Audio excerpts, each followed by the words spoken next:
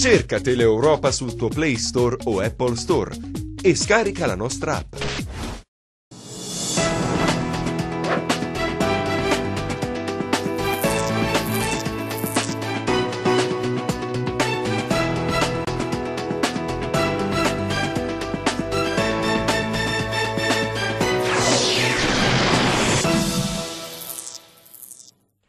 Signore e signori, benvenuti a un nuovo appuntamento con Replay, oggi 30 aprile in diretta dagli studi di Teleeuropa Network. Partiamo dalla Serie A con l'importantissima vittoria del Crotone che ha battuto in casa per 4-1 il Sassuolo e ha lasciato in parte la critica zona della retrocessione in Serie A. Per quanto riguarda la Serie C invece c'è stato il blitz esterno del Cosenza che ha vinto per 5-1 a Francavilla, mentre hanno pareggiato la Reggina contro la Sicula Leonzio e il Rende in casa contro l'Andria. Parleremo di questo e di altro insieme ai nostri ospiti che vado subito a presentare, partendo dal coordinatore della trasmissione Franco Segreto. Sì, buon pomeriggio, grazie agli ospiti che sono intervenuti. Oggi avremo un bel po' una puntata di vivace. Molto vivace. Silvia. Allora, partiamo subito dal mister Franco Giugno. Buon pomeriggio. Poi per Cosenza Channel Carmen Artusi. Buonasera. Poi un esponente importante della tifoseria del Cosenza, l'avvocato Fabio Vercillo. Buon pomeriggio e grazie per avermi invitato. E il nostro amico Aldo Cennamo. Salve. Calmo? Calmo oggi? Tranquillo. Tranquillo rispetto alla puntata precedente. Sì, perché poi ne abbiamo lette di cotte e di crude, comunque l'importante è che ha acceso un po' il dibattito amici, in città. Amici contro, nemici contro. Anche ci mancherebbe altro. Per questo siamo seguitissimi, proprio per questo, no? Perché ognuno può dire la sua, c'è il dibattito, altrimenti l'encefalogramma sarebbe piatto. È normale. No.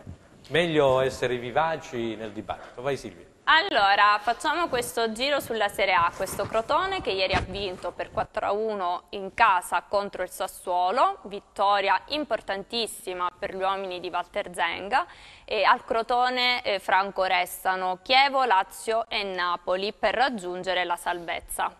Sì, un passo importante ha fatto ieri il Crotone con questo poker 4-1 rifilato al Sassuolo con doppietta di Trotti e di Simi, questo giocatore interessantissimo che è guardato anche da altre squadre di Serie A, di media alta classifica, però la partita più importante, come dicevo la scorsa settimana, è quella contro il Chievo a Verona di domenica prossima, perché lì si farà effettivamente il Crotone. Guardano anche i cagliaritani a questa partita con occhio veramente attento, perché se il Crotone dovesse fare il colpaccio, il Chievo praticamente verrebbe risucchiato giù, considerato che anche il Cagliari ha un calendario importantissimo, quindi so che a Crotone si stanno muovendo tutti a Verona, e lo slogan che è stato lanciato anche dalla tifoseria ionica, dal presidente Frenna che salutiamo, e del DS Ursino, e quindi sarà una partita importantissima. Crotone che ha recuperato tanti punti dal pari interno con la Juve a questa vittoria di ieri, insomma è una squadra che Zenga praticamente ha migliorato tantissimo sia dal punto di vista fisico che dal punto di vista mentale, quindi una squadra che può dire la sua, e speriamo tutti che possa arrivare prima possibile naturalmente a questa, come dire, alla posizione per restare in Serie A, una posizione importante. Silvia. Allora mister, come diceva Franco, la classifica ci dice Crotone 34 punti insieme all'Udinese, seguono Cagliari 33, Spal 32, Chievo 31 e domenica ci sarà appunto Chievo-Crotone. Guarda, io parto da più lontano, credo che la vittoria della Juve abbia scatenato una serie di fattori che hanno quasi deciso praticamente tutte le sorti del campionato, dallo scudetto alla Champions League, perché ormai l'Inter, a meno che non faccia un miracolo, è fuori anche dalla Champions, alla stessa lotta per non retrocedere, perché se la situazione è come adesso, all'ultima giornata il Crotone che va a giocare a Napoli fino a 2 domeniche fa era una situazione proibitiva, adesso può diventare una situazione di vantaggio. Quindi la vittoria della Juve ha praticamente fatto più o meno tutti i giochi. È ovvio che il Crotone... L'effetto domino, dice Franco, in sostanza, no, avvocato? Sì. Un effetto domino, no? Assolutamente sì. Poi è ovvio che il Crotone, se domenica dovesse venire via dal Bentegodi con un risultato positivo, metterebbe davvero una seria ipoteca sulla salvezza, senza, secondo me, aspettare nemmeno la partita di Napoli. Carmen, allora c'era un entusiasmo. Ce lo regali un sorriso? Sei Sei un po' triste, no? No, ho visto che eri un po' pensierosa, pensierosa. Io sono ottimista soprattutto per quanto riguarda il Crotone, perché non ho mai fatto mistero della simpatia che ho per questa squadra.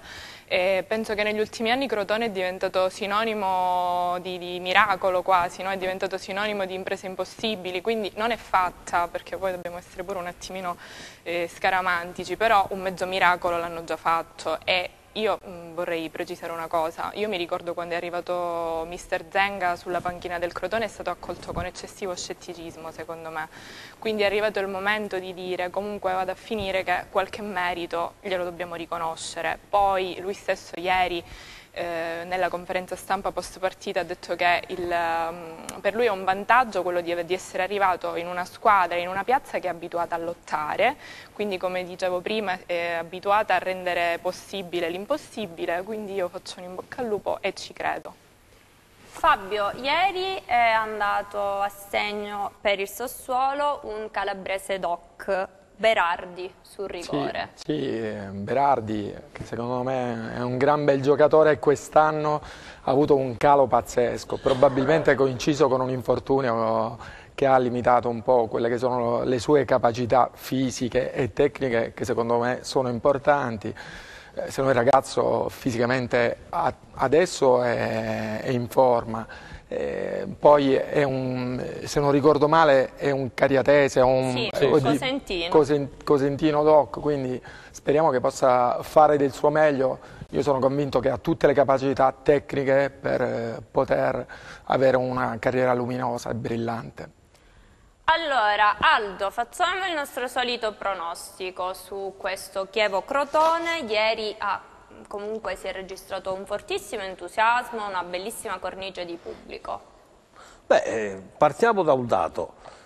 Franco ha detto bene, Franco Giugno, che probabilmente ieri la vittoria della Juventus con l'Inter ha messo in moto un meccanismo che consente anche al Crotone di essere tra quelle che alla fine potrebbero salvarsi. E partiamo dal fatto che il Crotone con quel punticino con la mia Juventus, io in quel momento mi ero arrabbiato, poi strada facendo mi sono accorto invece che quel punticino è servito al Crotone per incanalare 7 punti in 3 partite, quindi da 29 punti si è portato dove si è portato adesso, quindi a 34 punti, quindi questo è già un dato.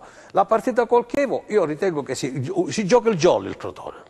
Se il Crotone a Chievo dovesse andare a fare il risultato pieno, come è possibile, tenuto conto che il Chievo ha cambiato, mi pare che ha mandato via anche Maran, sì, è arrivato Danna, e ha preso del Chievo che adesso aveva in mano la primavera. C'è turbolenza nel Chievo, perché il Chievo da 5-6 campionati era abituato a fare campionati un pochino a metà classifica, quest'anno si è trovato a lottare per la retrocessione, non so che cosa può succedere. Se il Crotone, dicevo, dovesse andare a Verona e fare il risultato positivo, probabilmente una vittoria, il Crotone è salvo, però è un jolly, se lo deve anche perché le altre 2 partite non sono semplici, ecco. È vero. Sì. E qui Franco hai aperto un discorso, siccome abbiamo letto anche quello che ha scritto su Facebook il sindaco di Napoli, poteri forti, eccetera, molto molto forte veramente quello che ha scritto De Magistris oggi su Facebook.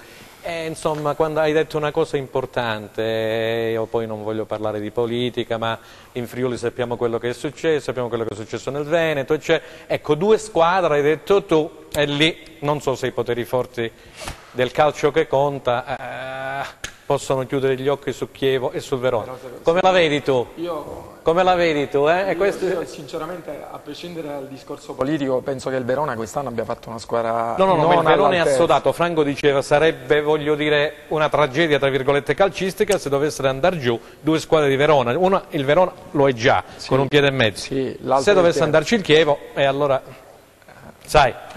Sì, sicuramente sarebbe per... Noi siamo per il Crotone fortissimo. Assolutamente. Io ho visto anche ieri la Spal ieri ha vinto la partita. È una squadra che sta bene, la Spal. Il Chievo in questo chi non sta bene purtroppo è il mio Cagliari. Il Cagliari è un'altra squadra che è destinata alla retrocessione. Il Chievo in questo momento purtroppo è la squadra che gioca il peggiore calcio. Cagliari e Chievo sono le 2 indiziate per il terzo posto. Anche perché pure il Cagliari c'è il Cagliari c'ha la Roma, poi c'ha la Fiorentina in trasferta e poi c'ha l'Atalanta. Poi ci saranno giochi, non giochi.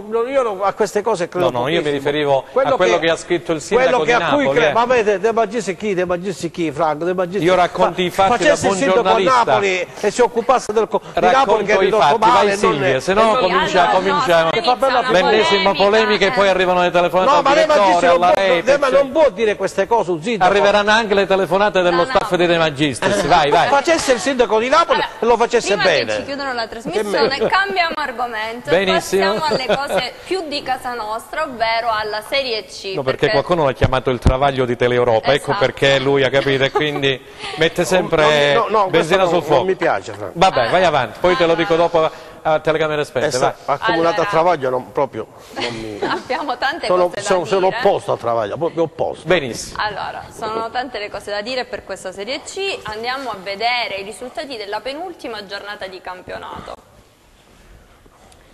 Allora, Fondi batte Agragas 3-0, Bisceglie Casertano 2-1, Juve Stabia Siracusa 1-0, Lecce Paganese 1-0, Matera Catania 2-1, Rende Fidelissandria 1-1, Sicula Leonzio Regina 1-1, Trapani Monopoli 2-2, Francavilla Cosenza 1-5.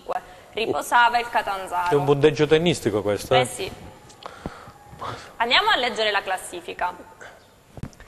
Allora, Lecce in testa è promosso in Serie B a 74 punti, Trapani 68, Catania 67, Juve Stabia 54, Cosenza 51, Monopoli e Rende 50, Casertana 47, Matera e Sicula Leonzio 46, Francavilla 45, Siracusa 44, Bisceglie 42, Catanzaro 41, Regina 40, Fidelissandria 37, Paganese 32, Fondi 30, Agragas già retrocesso 6 punti. Allora, dobbiamo innanzitutto sottolineare che il Matera ha subito 9 punti di penalizzazione, 5 il Siracusa. Vogliamo fare, al scusami, momento, il Matera se avesse pagato Colummella in tempo utile 46, Mister Giugno e 9, 55, no? 55. Sarebbe al quarto posto il Matera, dietro il Catania.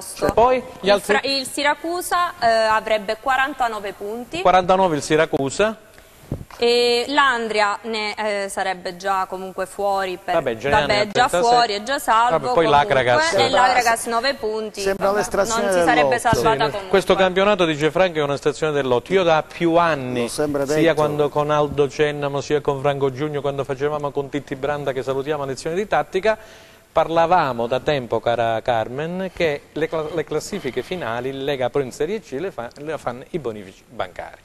E questa è la verità, perché Franco dice è un terno, come hai definito poco fa, Franco? Cosa hai detto? Sembra un'estrazione del lotto. Un'estrazione del lotto, con questi questi quello punti. che ho sempre detto io è di una mediocrità veramente imbarazzante questo campionato. No, fallo parlare io. No, facciamo innanzitutto i complimenti e gli auguri a Lecce che è stato promosso in Serie B. Lui ieri era lì a Via del Mare. Beh, facciamo i complimenti alla squadra che ha dominato questo campionato, perché se vogliamo, oltre che essere quasi sempre in testa per 22 partite, è rimasta imbattuta, ha avuto una piccola defiance verso la parte finale, dove le altre squadre non ne hanno approfittato, evidentemente perché non ne avevano. Tant'è vero che il Catania è finito a 7 punti, il Catania di Aldo Cennamo è finito a 7 punti. Quindi poi facciamo gli auguri, anche perché il direttore sportivo del Lecce, viva Dio, è un cosentino. Lo posso salutare a Mauro, così voglio salutare Mauro Meluso, perché gli ho fatto i complimenti. Quando sarà qui noi abbiamo, come dire, una sedia sempre vuota con Franco, per Mauro, e quindi insomma il confronto è sempre bello. Torna a calcare che i proscenici che più gli competono, perché Mauro assolutamente non c'entrava niente con questo campionato per qualità tecniche, per competenze specifiche, insomma, per il passato che ha sia come calciatore che come direttore sportivo. Ritorna in un agone calcistico per la Serie B, che è un'altra cosa. Ieri a Lecce si sono registrati circa 23.000 paganti.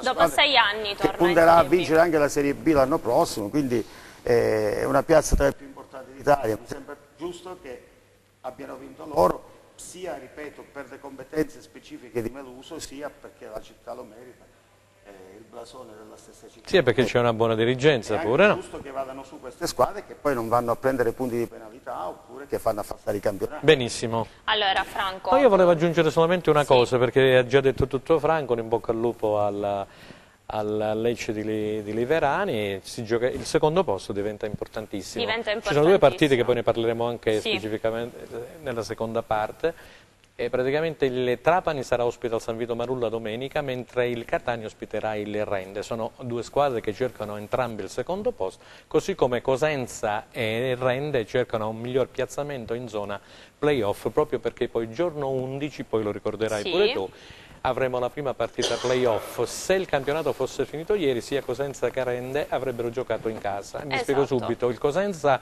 contro la Sicola, terminando ieri, mentre il Rende contro la Casertana. Quindi sarà importantissimo vedere quello che succederà nelle zone alte dei playoff.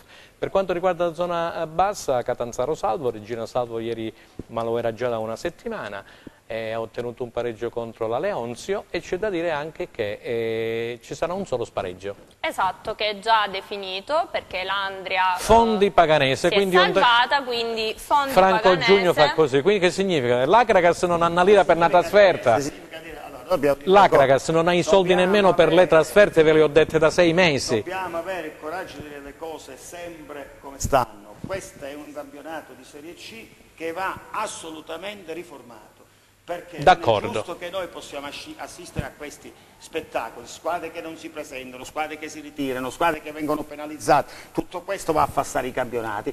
Adesso la classifica finale dei playoff la faranno i punti di penalità delle altre squadre, non la qualità tecnica della tua squadra. Di che cosa stiamo parlando? Bisogna ridurre assolutamente le squadre di Serie C, perché così non si può andare più avanti, questa è la verità, diciamolo.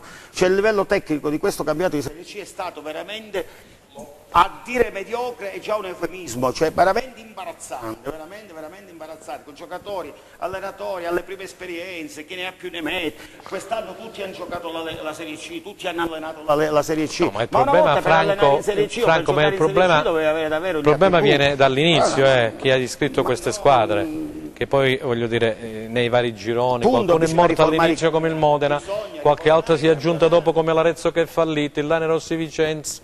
Voglio dire, l'Acragas. Bisogna assolutamente riformare i campionati. D'accordissimo, vai avanti. Negli altri gironi dobbiamo anche ricordare che è stato promosso il Livorno. Ah, Livorno di Sottil, che è un allenatore che il Cosenza ha seguito quest'estate, poi invece è andato su Fontana. Sottil per me rimane uno dei migliori allenatori della categoria. Allora, Carmen, tutto pronto per questa post-season dei playoff? Cioè, un altro mini campionato, cioè il Cosenza insieme a Rende giocherà la fase a gironi inizialmente, prima speriamo di approdare alle fasi nazionali. A meno di una congiuntura astrale di risultati impensabili domenica che ci possano regalare il quarto posto, ma in questo caso si salterebbe un turno. Comunque il discorso è questo, sicuramente i playoff sono un campionato a parte, molti meccanismi si resettano, e io credo che mentre nel campionato alla lunga i valori vengano fuori, nel senso che nella maggior parte dei casi poi effettivamente è la squadra che lo merita a vincere il campionato, nei playoff questa regola non vale, nel senso che spesso si dice che i playoff sono una lotteria. Abbiamo visto che tipo a me viene in mente l'anno in cui il Foggia perse la finale. Per me quell'anno il Foggia era una corazzata da far venire i brividi, insomma. Che il Pisa era allenato da Gattuso. Sì. L'anno in cui il Como... Sì. Ecco, mi vengono in mente tutti classificandosi sesto, l'anno in cui... Ha perso col Cosenza la Coppa Italia, o mi sbaglio? L'anno in cui perse col Cosenza, poi fu l'anno in cui il Como salì in Serie B. E poi è fallito. Quindi faccio queste considerazioni. Quindi per ha ragione dire... Franco Giugno. Posso porre un quesito? Sì. Cioè, mi sembra normale, però mi dovete rispondere da uomini di calcio. Mi sembra giusto poter fare i playoff, no? In un contesto come quello che c'è adesso, cioè la seconda o la terza in classifica ha 20 punti, 25 punti di vantaggio sulle altre e deve andare a rischiare una partita secca, magari, no? La posizione acquisita nell'arco di 38 partite è una cosa normale. Questo è un ragionamento serio. In tutti gli altri campionati d'Europa, quando c'è un distacco di 8-9 punti non si fa più niente. Perché questo? Giusto. A chi lo dobbiamo chiedere perché si verifichi questo? Perché il Trapani, che comunque ha dominato in lungo e in largo insieme alle altre due squadre il campionato, deve rischiare magari di uscire con Leonzio? Perché? Allora, i valori tecnici di un intero campionato, a che cosa servono? A niente. Cioè una volta quando dicevi tu i playoff erano 5 squadre, non erano 10. Esatto. Allora le prime 5 già c'è una qualità diversa, adesso 10 squadre, cioè, ma 10 squadre che fanno i playoff e gli altri 5 e le altre 3 Franco, però il primo ti fanno saltare i primi 2 turni eventualmente. Cioè, Franco, chi arriva secondo terzo saltano i primi 2 turni. Ho capito, comunque però, una scrematura c'è già. Ha ragione Franco, io credo che questo è un sia campionato falsato anche dal punto di vista per quanto riguarda le penalizzazioni che ci sono state. Queste sono importantissime. Allora, o all'inizio del campionato si cominciano a vedere i bilanci come Dio comanda e si guardano seriamente con le fiduzioni che sono tutte quante fiduzioni molte volte artefatte, perché così è, allora, oppure si prende atto che alcune società non possono partecipare perché non hanno la capacità economica per poter affrontare un campionato di Serie C. Se questo è vero, il Matera ha speso tanti soldi, si è svenata quest'anno purtroppo, e non ha pagato. Non ha pagato, il Siracusa la stessa cosa, l'Andria la stessa, quindi voglio dire, è un campionato falsato anche da questo punto di vista. Allora, all'inizio del campionato bisogna fare, come dice Franco, guardare proprio in profondità quello che avviene in tutta questa cosa che c'è e mettere in campo le squadre che possono essere messe in campo. Poi far riposare una squadra la domenica, siamo veramente allo sbando. Questo è uno sbandamento, scusa, è uno sbandamento che si ripercuote anche sui giocatori. Poi ci sono delle squadre perché per sopravvivere, chiudo, mettono in campo nelle ultime partite i ragazzini perché se devono prendere 4.000 euro mi pare al ragazzino per poter sopravvivere economicamente, perché al campo non ci va più nessuno. Ma di che cosa stiamo parlando? E quindi scusami, Franco, scusami, dobbiamo andare in pubblicità, continuiamo dopo, mister. Siamo d'accordo. Ci fermiamo un attimo per la pubblicità, restate con noi. Dibattito interessante.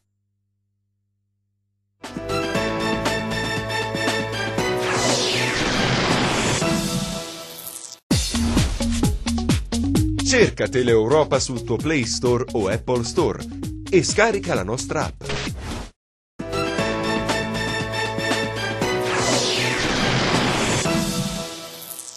Bentornati con noi per la seconda parte di Replay. Allora, Franco, ringraziamo innanzitutto alla regia Enzo Leonetti, alla camera Massimo Fino e alla messa in onda Giuseppe Costanzo. Grazie ancora. Grazie a voi. Allora, Franco, andiamo a vedere gli highlights di questo giusto per vedere quello che molti non l'hanno visto. Punteggio da partita di tennis, diciamo così.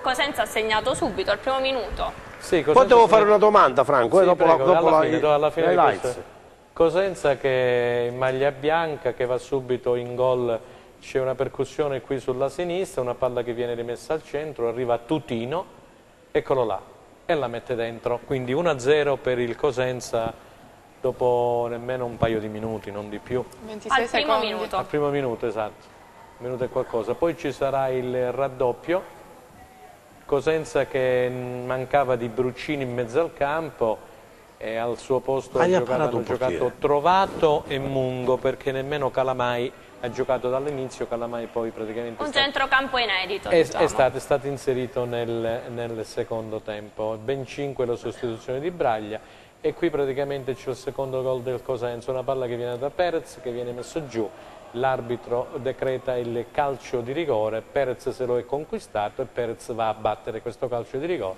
e sarà il 2-0 per il Cosenza. La gara, ecco, Mungo dà questa palla in verticale per Perez, viene messo giù e qui l'ex giocatore dell'Ascoli la piazza, quindi 2-0 per il Cosenza. Una gara che sarà già chiusa, Silvia, nel primo tempo, perché poi vedremo ancora il gol di Corsi per il 3-0, l'approccio alla gara è stato buono per quanto riguarda... E il gol di Corsi è proprio adesso, al 30esimo. La formazione di Braglia, che ha riscattato il tonfo interno contro il Rende per 3-0. Su azione di Tutino. Tutino sulla destra che la dà a Corsi, Corsi tira e qui praticamente il 3-0. Il tris del Cosenza è servito proprio da Corsi e qui la partita è chiusa, poi arriverà qui vediamo il replay.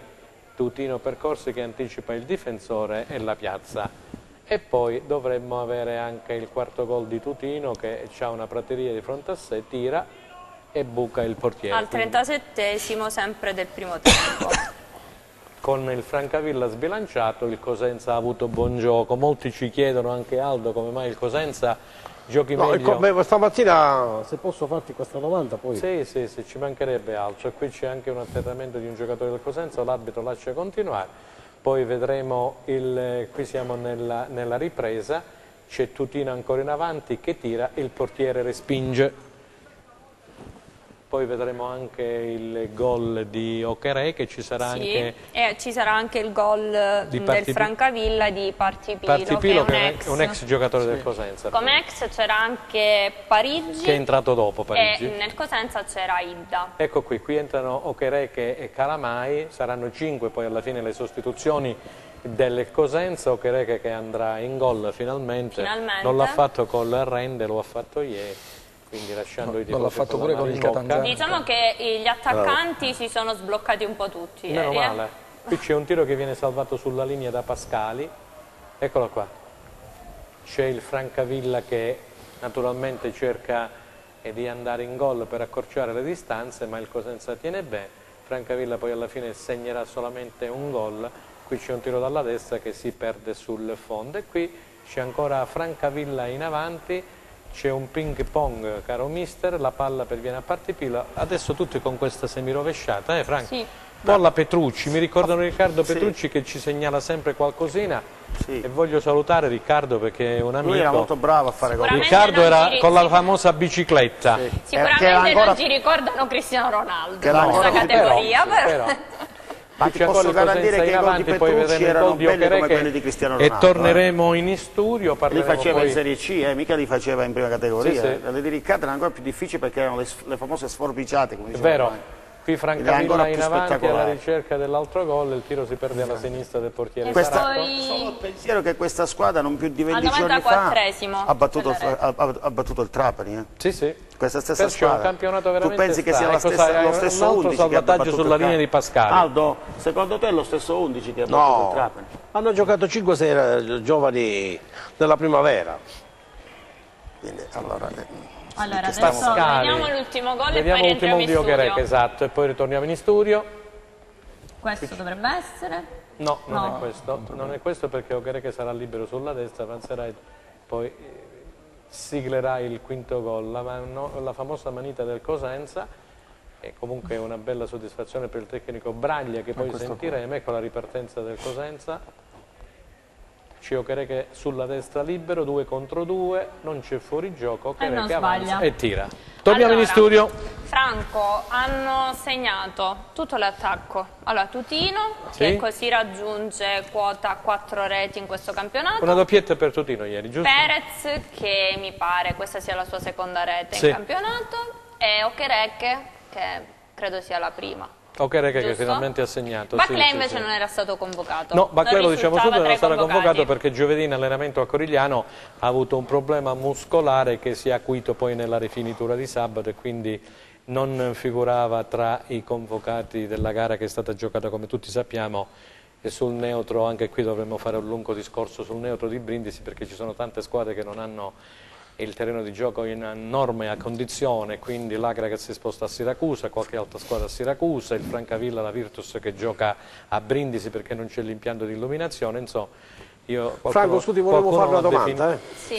Silvia, scusami se ci faccio una domanda. Facciamo fare questa domanda perché ha bisogno di una mia risposta, gliela diamo subito. Me l'ha chiesto un tifoso importante stamattina, uno che ha giocato a calcio, una persona che lo salutiamo, moltissimo, che ti segue e ti stima molto e quindi ha bisogno del tuo giudizio. Vuole sapere, questo amico, poi ti dirò chi è, come mai il Cosenza fuori casa vince anche bene e in casa non riesce a vincere.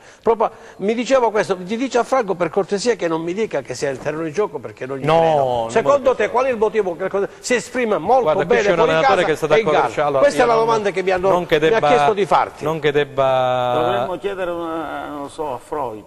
A chi? A Freud. Vediamo Franco vediamo che dice. Qui dico c'è Franco Giugno che insomma è uno che ha fatto il suo percorso di Coverciano con Maurizio Sarri, quindi sicuramente ne sa più di me. Se mi posso permettere mi inserisco con un dato statistico. Prego, vuoi che risponda prima io? No, vi do il dato e poi rispondete a questa cosa, perché io penso che un cammino diverso in casa e fuori casa possa essere fisiologico in qualsiasi squadra, ma nel nostro caso siamo proprio al paradosso totale, perché io mi sono imbattuta in una classifica, allora la classifica fatta con i punti totalizzati dal Cosenza in casa e fuori casa. Fuori casa noi ad oggi saremmo terzi in classifica con davanti a noi soltanto Catania e Lecce, che obiettivamente poi ricoprono le posizioni alte della classifica. Per quanto riguarda i punti invece totalizzati tra le mura amiche saremmo addirittura 15esimi. Quindi qui si tratta veramente quasi di essere nei bassi fondi della classifica. Ma due squadre completamente diverse. È la quarta vittoria esterna consecutiva. Ma come mai, Franco, la risposta? Ma io ti dico subito, dunque Braglia ha parlato di un problema, siccome il Cosenza non vince in casa dal 21 gennaio. 2-1 contro il Matera, quindi febbraio, marzo e aprile sono 3 mesi. Allora poi nella classifica che ci ha detto in questo momento anche l'amica Carmen Artusi, io dico che il Cosenza non ha un giocatore di grande regia. Tutte le squadre di Lega Pro a mio avviso fanno fatica, tranne qualcuno, come il Lecce che gioca con Mancoso dietro le 2 punte. Anche il Catania ha fatto fatica, specialmente nell'ultimo periodo. Ha fatto fatica spesso e volentieri il Trapani perché si fa leva su Marras più sugli esterni e non su un centrocampista di grande qualità. Ecco, a mio avviso, se il Cosenza avesse avuto un centrocampista dei piedi buoni e di qualità, i giocatori messi in condizione di battere a rete i gol li sanno fare, quindi li sa fare Baclé, li sa fare Perez, li sa fare anche Coigre come ha dimostrato. E quindi fuori io casa la inquadro così. Buono, Franco, No, io la inquadro così. E quindi fuori casa vince per quale motivo? No, fuori casa il Cosenza è una squadra che si chiude bene, ha una delle migliori difese come il rende in campionato e fa leva sulle ripartenze. Questa è la mia analisi. Sì, allora ti dico anche un'altra cosa. Ognuno rimane della propria idea, mister, per carità, non è che il mio sia Vangelo. Sbraglia, poi lo sentiremo, ha parlato di un, come dire, come se il pubblico di Cosenza, quelle 1.500-2.000 persone, come dire, facessero molta pressione sui calciatori. Sì. Io non ci sto. La pressione sui calciatori la si faceva quando allo stadio erano in 12.000-13.000. Non 1.000 persone. Dobbiamo dire a Braglia, primo. Secondo, il centrocampista di qualità del Cosenza ce l'ha. Lo ha comprato, ha giocato in Asia. Ma ha giocato pochissimo. Ma questo bisogna chiederlo sempre a Braglia perché. Terzo, non è vero che era Costa Ferreira che gioca dietro le punte, Mancoso gioca a sinistra. No. Costa Ferreira gioca. Ma ha cambiato spesso uno dietro le punte. E comunque Loviso, per qualità tecniche, a detta di tutti, credo che sia uno dei migliori registi. Però ha avuto infortuni durante l'anno, non ultimo la mandibola è stato fermo. Però domenica scorsa Corrente era a disposizione e non ha giocato, quindi.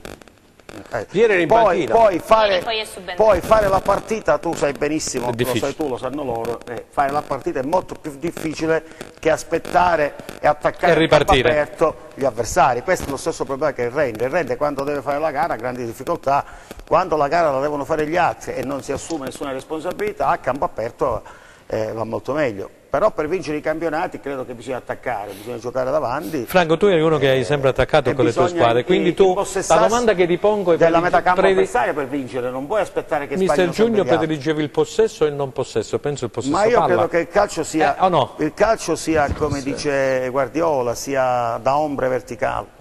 Ombre verticale, benissimo, vai avanti. Il calcio se non lo giochi in verticale alla porta avversaria non ci arrivi mai, puoi fare tutto il possesso che vuoi, ma il tiki-taka se poi non è finalizzata alla giocata verticale in porta non ci arrivi mai. Carmen, Cosenza, che ti vogliamo dire? Allora, Carmen, quinto posto, attualmente se fosse finito ieri, come ha detto prima Franco, il Cosenza avrebbe giocato in casa, che per quello che non sappiamo neanche se è un bene o un male. È penalizzante quindi. No, non lo so, in teoria uno... Molti tifosi ci stanno scrivendo dicendo forse è meglio se il Cosenza giochi fuori casa alla prima. Perda con il Trapani così... Non perde, vedere poi la classifica, è difficile col Trapani, diciamolo adesso perché il Trapani e il Catania si stanno giocando il secondo posto, quindi non è facile. È pur vero, come dicevo stamattina al collega Gianluca Pasco, che salutiamo, che il Cosenza ha vinto in Coppa Italia col Trapani. Voi fate arrabbiare Aldo così però. Così stiamo veramente No, adesso lo sentiremo Franco, però stiamo parlando più di calcio. Capito? Sì, ma ho capito. Un po' di contenuti in più per darli ai nostri telespettatori. Se noi aborriamo il San Vito, cioè un playoff con 7-8 spettatori, io credo che il San Vito è sempre stato da tempi memorabili, no? La casa del Cosenza. Adesso se dobbiamo affidarci ad andare a giocare un'altra parte...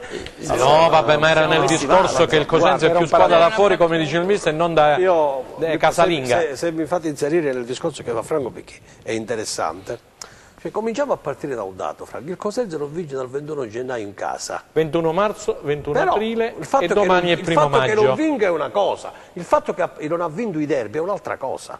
Quello è stato il più grosso handicap che il Cosenza ha avuto con la Regina, con il Catanzaro e con il Rente stesso che ha perso in casa. Il problema del Cosenza in casa, secondo me, è un problema che secondo me è proprio di modulo di gioco, perché Braglia fuori casa gioca, come dici tu, 3-5-2 con le ripartenze. In casa probabilmente gioca un calcio diverso, perché probabilmente lui sa, perché se il Colorente avesse messo in campo la squadra che doveva mettere in campo, e poi lui ha detto che ha usato solamente corsi o che percorsi, una cosa molto grave e non l'ha chiarita, probabilmente la partita avrebbe preso. Non l'ha chiarita. Il fatto della gol è chiarita Sabba. Il condizionamento ha detto non ci sono stati condizionamenti né interni né esterni, ma è stata la voglia di vincere che mi ha condizionato me stesso a mettere Carabelli. Quindi lo ha chiarito. Prendo atto, concludo dicendo la partita con il Trapani non è importante tanto per essere così, è una partita importante perché se tu ti approcci col Trapani e vinci in casa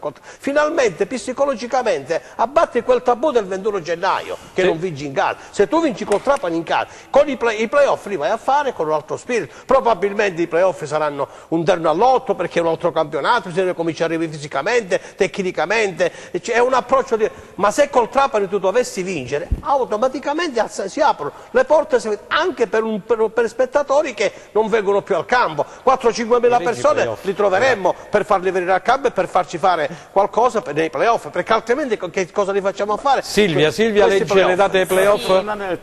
Franco, scusami, se no cavelliamo le volte. Avvocati, chiedo scusa. Diamo poi lo spazio ai due avvocati.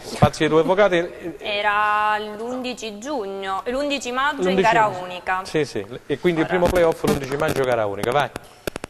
Sì, e poi il 15 mi pare l'altro. Allora, si giocherà di venerdì e di martedì. Allora, playoff di girone, quindi quelli che riguardano dal quinto al 10° posto. Primo turno in gara unica 11 maggio, secondo turno in gara unica 15 maggio. Poi invece inizia la fase nazionale, primo turno andata 20 maggio e ritorno 23. Quindi nella seconda fase c'è andata e ritorno. Secondo turno con andata 30 maggio, ritorno 3 giugno. Poi, sperando, ci sono le Final Four, quindi le semifinali, con andata 6 giugno e ritorno 10 giugno. A Pescara. E poi c'è la finale, in gara unica, il 16 giugno. Mentre per quanto riguarda i play-out c'è l'andata il 19 maggio e il ritorno il 26 maggio, che ormai dovrebbe essere allora chiarissima. Grazie Silvia, io ti mando un messaggio praticamente che è di Pippo Gatto, il collega Pippo Gatto, dice vorrei ricordare a tutti, a Cenemi in particolare, che il Francavilla era con la formazione titolare perché io praticamente ero a Brindisi. Dunque la stessa formazione che ha battuto il Trapani. Il Cosenza giocherà, dice, in casa, l'ottava a 47 punti e può arrivare a 51.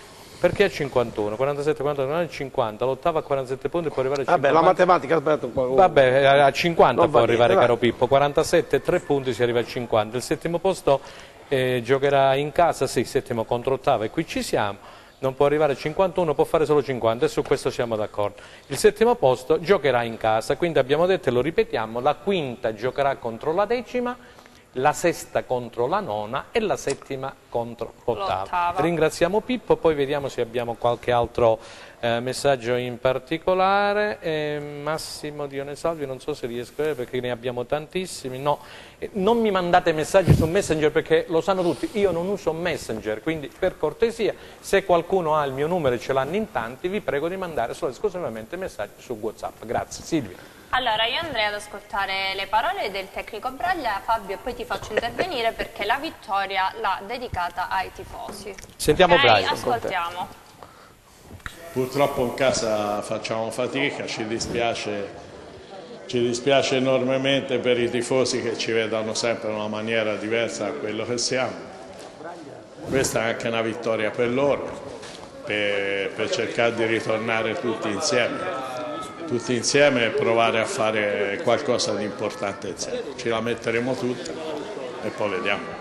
4-0 al primo tempo, la partita è finita lì, poi lei ha fatto dei cambi per far giocare chi era fermo. Ma anche perché è parecchio che non giocavano questi ragazzi, non è giusto, non è facile lasciare fuori delle persone così, perciò è stato anche una cosa per vedere anche qualcun altro e se ci possiamo contare. Ora vediamo domenica tutti i conti che dobbiamo fare, perché abbiamo diffidati, vediamo, sicuramente andrà in campo una formazione competitiva.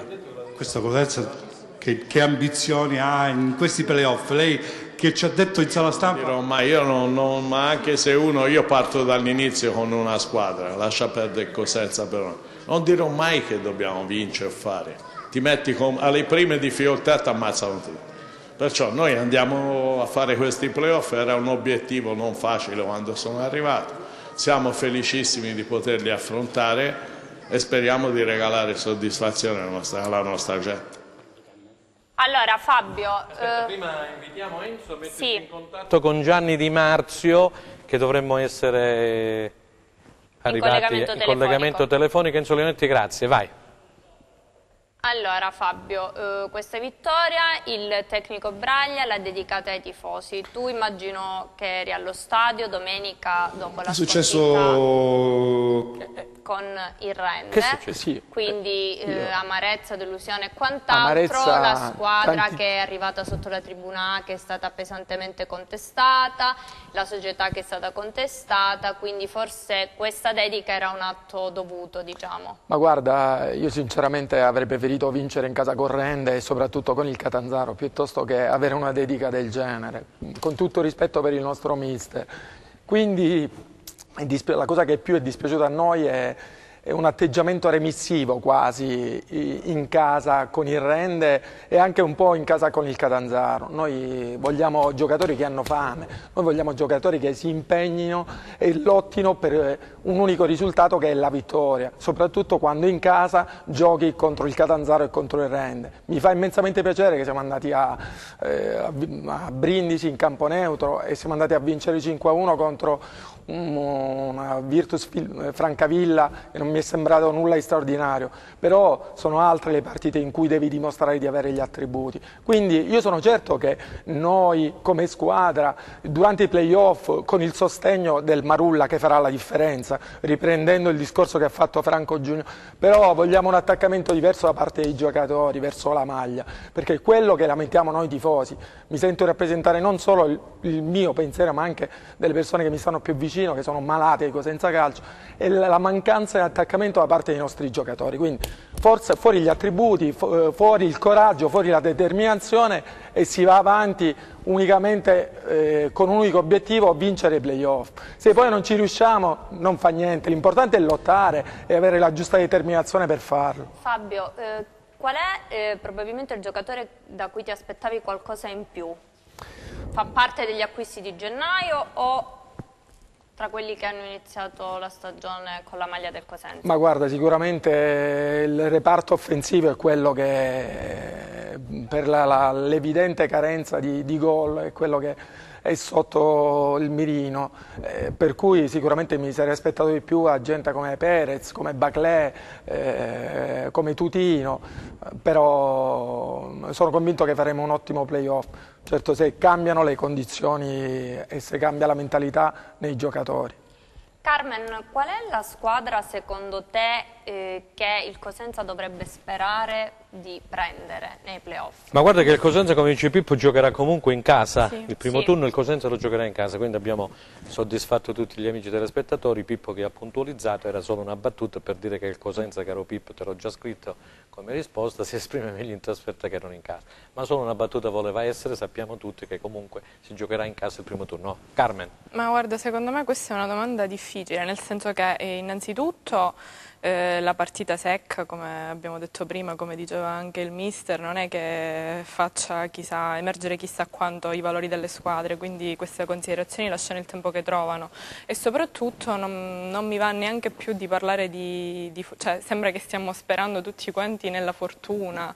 Non possiamo basarci sul fatto che ora già magari siamo stati fortunati che nel nostro caso le penalizzazioni, con tutte le critiche insomma alla formulazione del girone e quant'altro, sono venute in nostro favore, ma non è che possiamo sperare sempre nei demeriti altrui per gioire di qualcosa. Okay. Quindi... Allora, abbiamo una telefonata. Sì. Franco, allora, pronto? Sì, pronto. Salve, buonasera, grazie di essere intervenuto con noi. A Gianni Di Marzio. Grande Gianni. Personaggio storico. Buonasera a tutti. Grazie Gianni. Personaggio e figura storica del calcio cosentino che tutti i tifosi ricordano ovviamente con grande affetto e stima. Grazie Gianni per essere intervenuto. Cosa vogliamo dire? Ciao Franco. Ciao. Cosa vogliamo dire Gianni di questi ultimi 90 minuti e poi stiamo parlando già dei playoff. Cosenza proiettato nei playoff giocherà in casa la prima gara perché non ci dovrebbero essere molti smottamenti. Sì, ma io sono venuto giù per quell'evento di Bergamini, di tennis, un evento che naturalmente è strappacuore. Poi avremo un servizio. E quindi praticamente ho visto anche l'allenamento della squadra prima della partenza per Francavilla, ma li ho visti molto bene, devo dire, belli, tonici, aggressivi, li ho visti benissimo, quindi tutto sommato la vittoria netta fatta a Francavilla non è che mi abbia secondo me sorpreso, tutt'altro, perché ho visto anzi un gruppo molto unito, molto affiatato, un allenatore che sempre addossa la squadra, sempre presente, e lo stesso Marulla è stato perfetto nell'organizzazione di tutto, quindi sostanzialmente devo dire che la vittoria è meritata e credo che nei playoff possa essere la sorpresa del campionato. Allora, qui abbiamo Franco Giugno, abbiamo Aldo Cennamo, chi vuole intervenire con Gianni? Aldo, il nostro amico Aldo. Innanzitutto un saluto e un abbraccio a tutti. Io ho fatto una domanda all'amico Franco Segreto perché i tifosi, a un tifoso me la chiedevano esplicitamente. Secondo te questo fatto che il Cosenza non vince in casa dal 21 gennaio e ha perso quasi o pareggiato tutti i derby e fuori casa invece si esprime in un modo brillante ed eccezionale come dice Braglia, a che cosa è dovuto secondo la tua esperienza? Secondo me innanzitutto è una squadra forte e che se fosse partita meglio anche in casa avrebbe anche potuto vincere il campionato. Io li ho visti in allenamento, in partitina, li ho visti veramente bene, molto molto bene. Evidentemente è una questione forse di personalità, che sentono troppo la partita, sentono troppo i rumori del pubblico, questo sicuramente. Pertanto, anzi, secondo me proprio invito proprio i tifosi, quelli veri del Cosenza, a stargli vicino, a incoraggiarli subito anche al primo errore, perché evidentemente è una squadra molto debole psicologicamente, però tecnicamente e fisicamente ho visto una squadra molto molto forte. Gianni, un'ultima cosa perché dopo dobbiamo andare in pubblicità. Sul Rende, sì. Mi dici qualcosa che ha raggiunto anche i playoff con Bruno Trogini che tu conosci benissimo?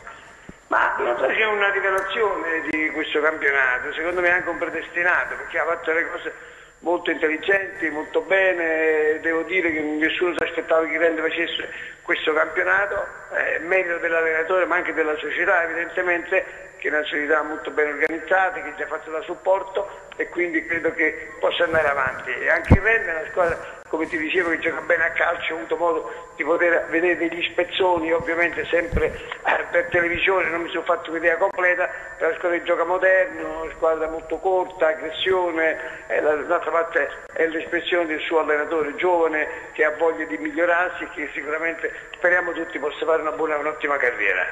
Benissimo, allora grazie di essere intervenuto in trasmissione. È stato un piacere, un abbraccio a tutti. A presto, grazie Gianni. A presto, buona serata. Ciao. Allora andiamo in pubblicità, restate con noi per la terza e ultima parte di Replay.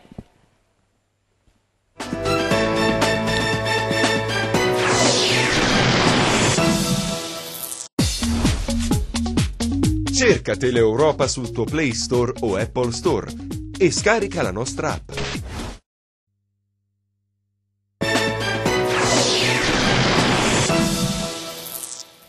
Bentornati con noi per la terza ed ultima parte di Replay. Allora iniziamo leggendo subito un comunicato. Forse abbiamo anche la foto. Sì, dell'associazione Cosenza nel Cuore. Vediamo se Enzo Leonetti ce la manda, salutiamo Antonello Aprile che è il presidente. Sì. Vai, puoi leggere, vai tranquilla. Allora, premio Gigi Marulla che si terrà giorno 8 maggio alle 20:30. Abbiamo la foto, eh? C'è una cena premiazione del giocatore del Cosenza Calcio Dermacu con la partecipazione della famiglia Marulla.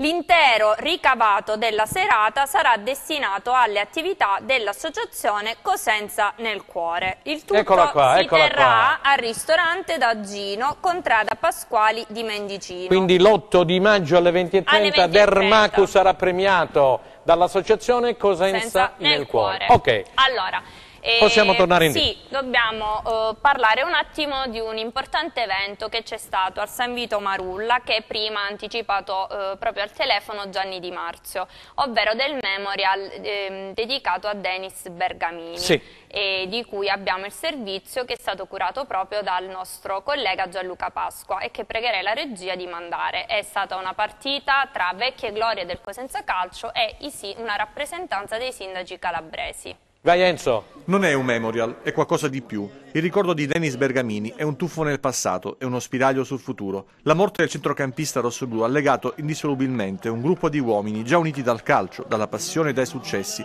dall'amore per una città e la sua gente. Il caso Bergamini è ancora aperto, è un motivo in più per tenere viva l'attenzione e aspettare con fiducia l'esito del procedimento in corso presso il Tribunale di Castrovillari. Diciamo che la prima verità è già uscita e ha parlato il corpo di Denis, non ha parlato nessun altro. E quindi mio fratello è stato ucciso nel modo peggiore perché non si è avuto rispetto neanche di un corpo. Quindi la dimostrazione diciamo, di questi eventi è di una città che non ci sta più a essere soffocata e credo che questa sia la cosa più bella come riscatto per una vita diversa per tutti. Sono fiduciosa nell'operato, ripeto, di questa procura. Però non sono disposta a perdonare nulla a nessuno. È un tarlo nella testa e nel cuore dei suoi ex compagni che li ha accompagnati per questi lunghi anni. In campo ci si diverte come un tempo, ma il vuoto lasciato da Donato va colmato, almeno con la verità. Lui era il filo conduttore del gruppo, era sempre uno di quelli che teneva banco, che aiutava chi aveva bisogno e la città poi quando lui è venuto a mancare si è aggregata ancora di più a questo connubio squadra e città. Noi siamo orgogliosi di rappresentare i colori rosso-blu allora e oggi. Dubbi non ce n'erano sulla morte di Donato Bergamini, noi eravamo sicuri che non poteva essersi suicidato. Ora si tratta di sapere chi sono i colpevoli e magari anche i mandanti. Quella squadra ha fatto la storia del calcio cosentino. Il segreto ce lo spiega il condottiero dell'epoca, Gianni Di Marzio. Una squadra eccezionale che giocava un calcio ammirevole, un calcio che avevamo anticipato i tempi, Lombardo terzino sinistro che spingeva elegante con un bel piede, Urban rapido, svelto in mezzo al campo, Dennis rapido anche lui un po' alla Nedved, Lucchetti, Padovano che faceva i tagli, quindi abbiamo fatto una squadra, Marino stesso, una squadra forte, ecco, devo dire, che ha divertito a tutti. E in questo stadio di oggi che noi ci riportiamo con i ricordi, è chiaro che dobbiamo vivere anche di presente e di futuro, ci hanno aspettati in 20.000 e 25.000 a mezzanotte dopo il ritorno di Francavilla. Quindi Dennis per noi ci rimane nel cuore ed è stata veramente una tragedia. Bene, allora ringraziamo Gianluca Pasqua per il servizio. Fabio. Allora, no, prima c'è da leggere, vorrei interrompere leggi. un attimo Fabio, perché qui Cosimino Smilari, che salutiamo, un caro amico, un po' critico nei confronti di Cosenza, praticamente si prende il lusso di criticare Braglia, con una squadra che secondo lui a gennaio è stata indebolita e non fatta dallo stesso Braglia. Ti ricordo e ricordo a tutti gli ospiti che i tifosi del Cosenza hanno criticato anche, ci faccio un nome per tutti, Zaccheroni, eccetera, eccetera. Poi c'è Riccardo Petrucci che ci segue sempre, abbiamo ricordato le sue, caro mister, le sue biciclette, no? Io lo ricordo anche nel Foggia, nel Rend, insomma, dice, fai complimenti ha vinto 2 o 3 campionati di C2. Sì. Con Marchioro mi pare che sia stato 3 campionati di Serie C. a Foggia e a Rend. 2 volte è stato capocannoniere, quando la Serie C era una cosa molto più seria. Dice, vorrei capire, fai complimenti Riccardo alla trasmissione, dice, vorrei capire come un allenatore come Franco Giugno è Spasso, un uomo serio e molto preparato, capisce molto di calcio. A presto, dice Franco, ti verrò a trovare e vi farò divertire. Noi lo aspettiamo naturalmente. Allora Fabio, su tutto questa manifestazione che c'è stata. È stata una manifestazione meravigliosa in cui si è ricordato il grandissimo Denis Bergamini. È stato bello rivedere anche sul San Vito, sul Marulla, calcare il campo, i vecchi giocatori che non ci sono che ormai sono lontani da Cosenza, soprattutto è stata una meravigliosa manifestazione per ricordare un calciatore come Dennis Bergamini, che è sempre nel cuore di noi tifosi, nella speranza che finalmente possa venire a galla questa verità e che possa finalmente possano riconoscersi le responsabilità e attribuirsi le responsabilità a chi di dovere. Carmen. Bene, allora, Carmen. Vuoi aggiungere qualcosa? E poi Aldo. La cosa, diciamo, bella, nostalgica è stata vedere quelli che erano gli idoli della mia infanzia. Un po' si va preso, noi andiamo indietro e loro vanno avanti. Sì, no? Però anche fra di loro, vedere molti di loro probabilmente non Io non li avevo riconosciuti, tipo dall'epoca. Gianzanti, qualche altro, belli in carne. Quando si smette di non fanno più sport, evidentemente. Evidentemente no. Aldo, allora, a te invece volevo fare una domanda sul post partita di Braglia, visto che la settimana scorsa tu, insomma, ti eri un attimo contrariato dalle sue dichiarazioni. È troppo semplicistico ascoltare Braglia quando si vince. A me piacerebbe ascoltare Braglia quando in casa si perde, in malo modo come il Rende.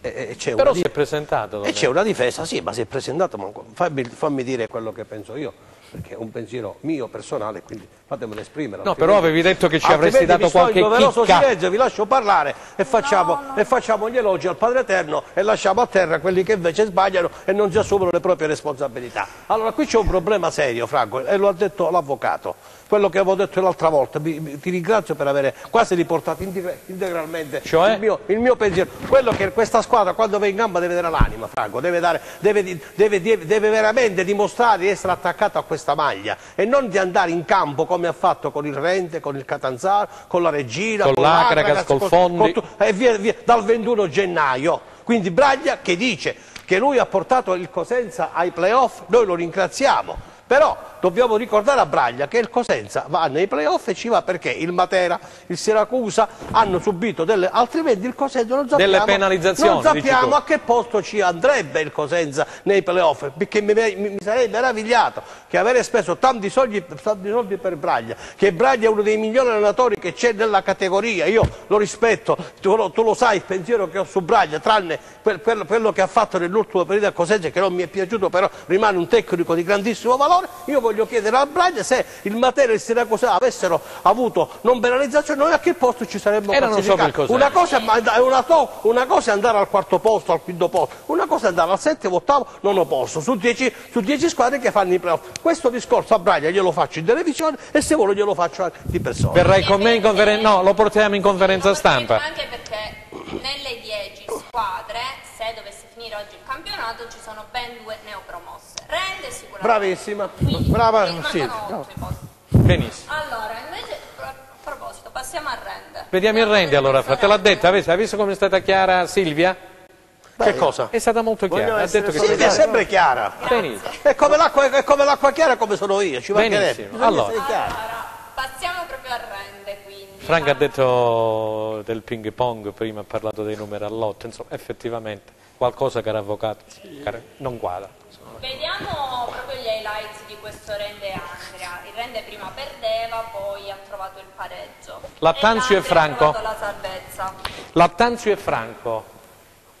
Vediamo un attimino i marcatori, sì. E allora vediamo un attimino se riesce. Al 12° della ripresa ha segnato l'Andria. Sì, è stata una partita, voglio dire, che poi tutto sommato... Lattanzio è ex Nocerina, no? Eh sì, quello che piaceva a Mirabelli, no? Sì, te lo ricordi? Lattanzio, scuola fiorentina, che col Cosenza segnò 2 gol, 3 gol. È successo quello che non ci aspettavamo, squadra... No, non è questo, per cortesia dalla regia, dobbiamo andare a fare vedere gli highlights, se li troviamo, di Rende Andria. L'Andria con questo punto comunque ha tirato un sospiro di sollievo, il Rende nei playoff, eccole qua, ecco è arrivata finalmente, sono arrivati gli highlights, l'Andria di Papagni in maglia azzurra e il Rende con la solita maglia bianco-rossa e pantaloncini rossi. Qui c'è un tiro su punizione, sventa la minaccia un difensore dell'Andria e andrei a vedere che c'è qualcuno dell'Andria che è venuto a sostenere la propria squadra. Papagni ha fatto un buon lavoro, mister, o no? Quando ha preso questa squadra era messa male. Aldo Procede che è un amico, quindi possiamo solo parlarne bene. No, ma è uno che, diciamo, però siamo sempre è un esperto. Lì. Quanti punti hanno fatto queste squadre? Cioè, dire, C'è una volta che questi punti si retrocedeva alla fine d'andata, insomma. E ha fatti 37 mi pare, no? Sì, sì, l'Andria sì. 37, quindi lo hanno chiamato. Se vai a vedere che dietro c'è l'Agres che non si presenta più da 15 giornate, poi c'è il Fondi, voglio dire, facciamo il discorso di prima di Aldo. Quindi tu dici io che non voglio Paganese, essere polemico. Tu dici che Paganese e Fondi ma io ho visto peggio? la Paganese domenica, ha giocato con 9 giocatori che il più grande era del 98, cioè ormai si sono rassegnati. Ma tu come l'hai vista questa Sanno Paganese, che devono fare Franco? i playoff, si giocano sta partita col Fondi e quindi ma come l'ho vista? Non c'è un giocatore che naturalmente un risultato positivo nei 180 minuti. Tornando ieri da Lecce con Germano Filici facevamo questa riflessione, ci sono delle squadre in Serie C dove tu non trovi un giocatore che eccelle, uno, dici beh ma uno bravo c'è, no, perché sono talmente mediocri, no, che non trovi un giocatore che eccelle. Questo è il problema, che magari non lo so, gli altri non lo dicono, io non ho quelli sulla lingua, quindi io ho visto ieri la Paganese e tu mi dici l'hai visto uno bravo? No! Non l'ho visto uno bravo, quindi vabbè, però Franco, che ti devo Catania, dire, nel Trapani, come no, nel Lecce, ma io nella parlo Juve della Stabia. maggior parte di queste squadre, no? Poi abbiamo detto che 4-5 squadre sono abbastanza Voglio dire, Juve Stabia.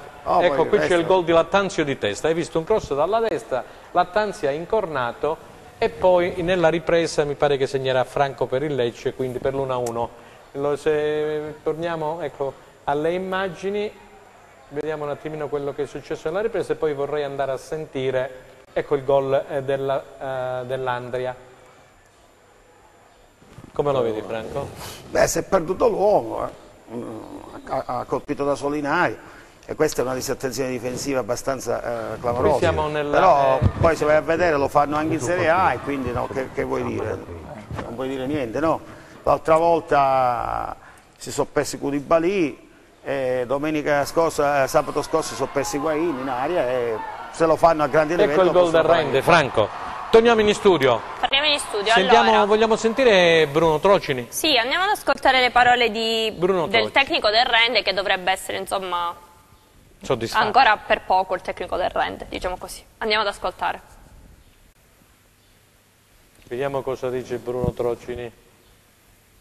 Spalvalderia che secondo me dovevamo avere, visto che comunque a prescindere dal punto che mancava per l'aritmetica, 49 punti erano comunque sufficienti per raggiungere i playoff. Forse in questo il traguardo così vicino ha bloccato un po' qualcuno nella prestazione, però c'è stata grande voglia di recuperare la partita, insomma sono contento. L'Andria veniva da una sconfitta immeritatissima in casa con Matera, che oggi ha battuto Catania se non mi sbaglio, quindi è una squadra ancora difficilissima da affrontare nonostante le vicissitudini, e aveva fatto una serie di risultati importanti consecutivi, tra i quali pareggio se non sbaglio a Lecce, a Trapani, insomma ha fatto un girone di ritorno da playoff, oggi l'ha dimostrato, quindi non era una partita facile, comunque i ragazzi sono stati all'altezza. Chiuso il capitolo Rende, vorrei richiamare un attimo l'attenzione dalla regia perché dobbiamo sentire un'intervista fatta a Steven Crocco, che è il presidente di una società di calcio a 5 della Presila Cosentina, la Casolese, che è stata promossa in Serie C1, quindi dovremmo avere questa intervista. Presidente, è stata una stagione esaltante per la Casolese. Assolutamente sì, siamo partiti ai nastri di partenza come neopromossa, quindi volevamo fare un campionato tranquillo e perché no, magari pensando ai playoff. Poi la stagione è andata veramente bene, i giocatori hanno dato il massimo, aiutati da noi della società, si è creato un grande gruppo che alla fine ci ha visto staccare il pass per la Serie C1, il campionato regionale è il massimo campionato regionale di calcio a 5, quindi grande soddisfazione in tutto l'ambiente.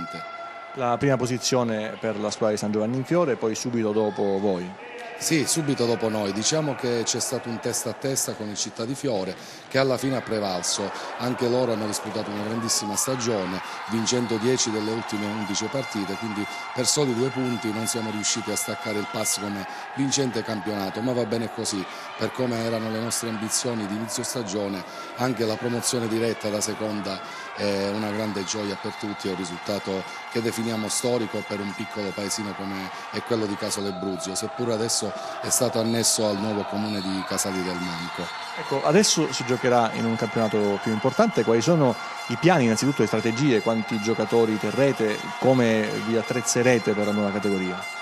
Beh, in realtà siamo già al lavoro dal finale della partita che ci ha visto staccare il pass, quindi per la C1. Stiamo già lavorando, dobbiamo pensare innanzitutto alla guida tecnica, sciolto il nodo dell'allenatore, sicuramente insieme a lui penseremo al parco giocatori e ad allestire la squadra che affronterà un campionato difficilissimo. Stiamo già lavorando per questo, abbiamo diversi mesi di tempo e cercheremo di allestire una squadra sicuramente per disputare un'altra ottima stagione, ma con l'obiettivo che è la permanenza in categoria, visto che ci andiamo a confrontare con squadre di città come Crotone, il Città di Cosenza stesso, dove sarà un derby e sarà un onore per noi giocare contro la squadra della nostra città. Ci sono tante squadre blasonate, attrezzate per il salto di categoria, quindi puntano ai campionati nazionali. Per noi deve essere una stagione tranquilla, prima pensiamo alla salvezza e poi, come quest'anno, quello che arriverà sarà tutto di guadagnato.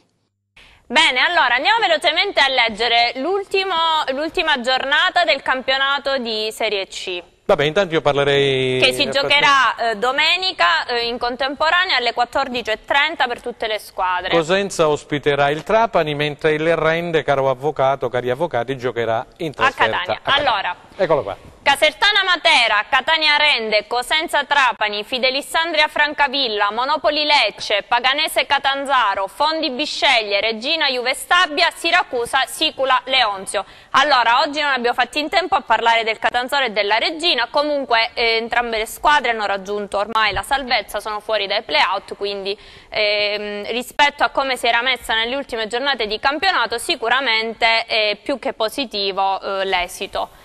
Allora, un giro di 20 Subito secondi. Perché mancano 2 minuti. Mister. Come diceva Napolitano, con viva e vibrante soddisfazione prendiamo atto che Regina e Cos'è sono salvate. Sì. Bene, questo Cosenza Trapani?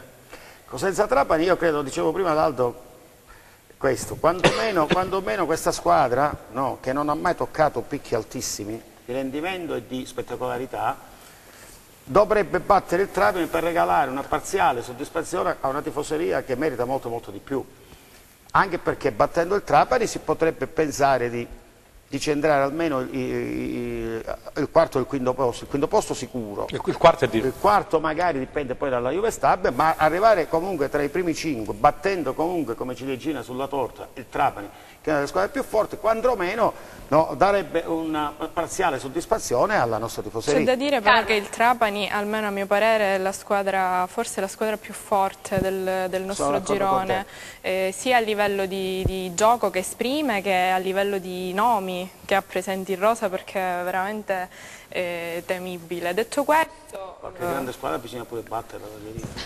Vabbè, no, la speranza è l'ultima a morire, però c'è stato un momento addirittura che io in questo campionato la vedevo molto temibile per diciamo, soffiare il primo posto a Lecce, rimane la mia squadra preferita, vedremo. Ok, subito, 30 secondi attesa che ci taglia Leonetti, 30 secondi. Io mi auguro ovviamente di vincere domenica in casa col Trapani, in maniera che sia un ottimo viatico per i play-off, ma soprattutto puntiamo forte su questi play-off e cerchiamo di vincerli a tutti i costi. Aldo, ma io te l'ho detto prima, sono d'accordo con Franco, l'avevo detto già prima, se in casa col Trapani vinci la partita, come dai una bella soddisfazione ai tifosi, ti vai a fare la prima partita in casa dei playoff e dai un'altra bella soddisfazione, altrimenti se dovessi pareggiare o perdere in casa col Trapani diventa anche una tragedia la prima partita, perché quel discorso psicologico ti rimane in testa, ti devi sbloccare, col Trapani ti devi sbloccare, lascia stare, a me non me ne frega niente che il Trapani è la migliore squadra del campo, a me interessa che domenica il Cosenza si sblocca e batti il Trapani per fare dei playoff che ti consentono di avere qualche possibilità di andare in Serie B, qualche possibilità. Benissimo, allora ringraziamo i nostri ospiti, mister Franco Giugno. Grazie a voi, buonasera. Carmen Artusi. Grazie mille per l'invito. Fabio Vercillo. Grazie mille per l'invito. E Aldo Cennamo. Grazie, buonasera. Grazie Franco. Noi torniamo lunedì prossimo, sempre alle 15 con Replay su Tele Europa Network. Arrivederci.